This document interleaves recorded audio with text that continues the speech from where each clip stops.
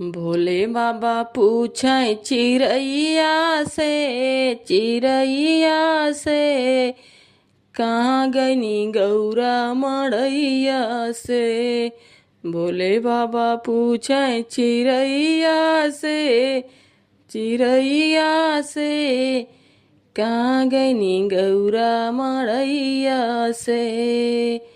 कार्तिक से पूछे गणेश से पूछे, कार्तिक से पूछे गणेश से पूछे, जाके पूछे नंदी गैया से कहाँ गईनी गौरा मड़ैया से।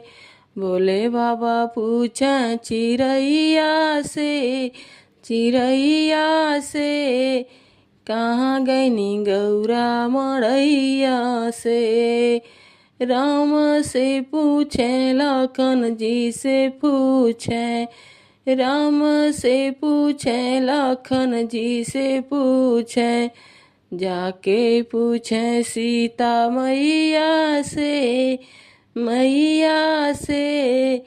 कहाँ गईनी गौरा मड़ैया से।